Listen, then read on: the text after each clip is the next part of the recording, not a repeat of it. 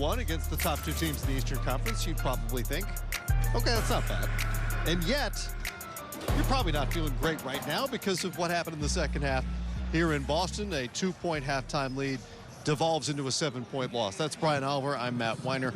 Good to have you with us here as we get set to head to the airport for the second of a back-to-back tomorrow against the Sacramento Kings. First, exactly what happened in that second half here tonight? Well, I think with anything, the Hawks offense, it sputtered like it did in that third quarter against Detroit. And I think that you look at it, I too thought that, hey, if you can come in and split this, that's a pretty successful road trip. But I think that when you came into this game, how well we played against Detroit, you get that win, you realize that Boston's down Jalen Brown, then you figure that, hey, this is a game that we should win, especially when the Hawks race out to a 16-point first quarter lead.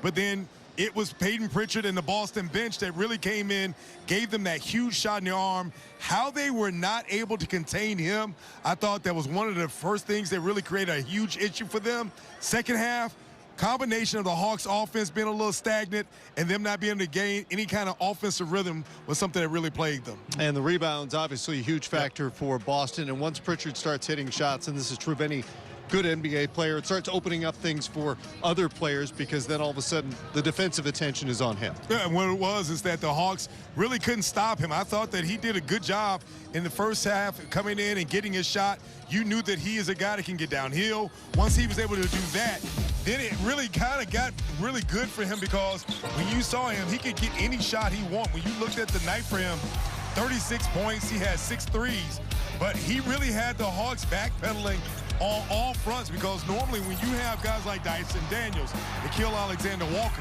those two are able pretty much to stifle any guard in the league. But when you saw how Peyton Pritchard got going, Celtics did a good job of running him off of multiple screens. He was able to get downhill, get that momentum. And when he got going, then it allowed them to be able to get other players going. And one of the things for the Hawks, I thought that outside of defensively, you talked about the rebounding. Celtics out-rebound the Hawks 52 to 30, 35. Yeah. And I think that that's one of the things that coming into this game, Hawks had pretty much done a really good job with the rebounding. I thought that in the fourth quarter when the Hawks were mounting a comeback, there were about 4 or 5 possessions. You play really good defense, and you're not able to close out the defensive possession with a rebound, gave them another possession, and they ended up scoring. So often it was Cater or Tatum just skying above everybody else to grab those rebounds. And despite that, because of the low turnover total, the Hawks turned it over just 4 times in this game. They actually ended up taking more shots than the Celtics. Imagine if the rebounding margin were a little closer to even and what opportunities that would present offensively. And again, I thought that, you know, the Hawks only had 21 assists. And when I see 21 assists for a team that leads the league in assists at north of 30, that tells me it's too much dribbling. Yep. And you talked about the fact that they did have a lot of possessions. Hawks had 10 made threes in that first half. You only finished with 15.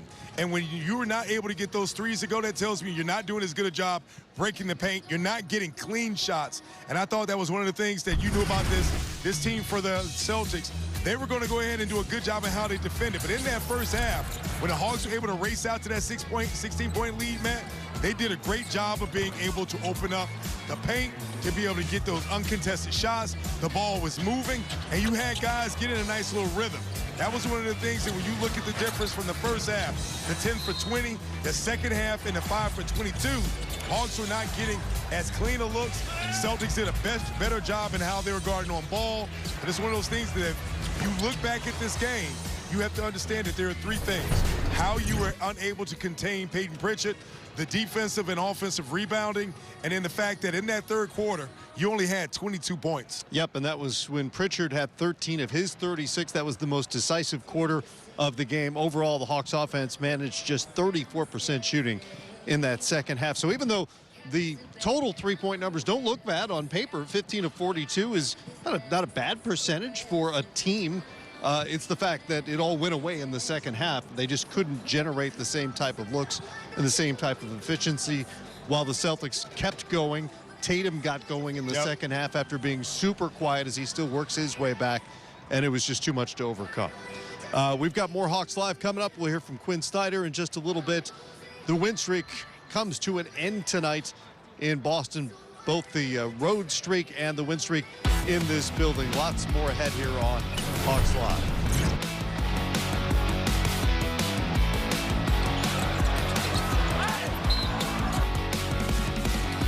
So they take a loss here in Boston. The rematch coming up on Monday. But first, we'll hear from head coach Quinn Snyder in the Georgia Natural Gas post-game press conference.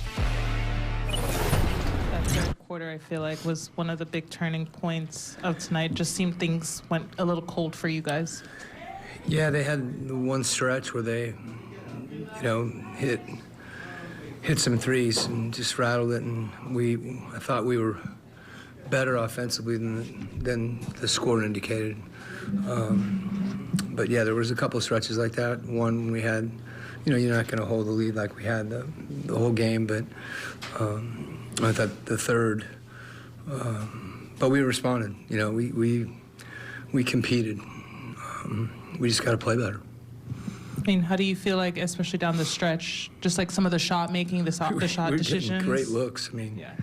And when you're rebounding and shooting threes, and we had layups that went in and out. So to me, there were a few stretches where they got some offensive rebound putbacks and they hit some shots. It's going to be hard to win the game when you shoot 39% from the field. Is really what it comes down to. And I thought we got some good looks, and frankly, to hold them to 35 threes and to defend that way we did, we just got to be a little better through a lot of things. I don't think there's one thing that's going to really stand out that cost us the game. I just think we got to play better.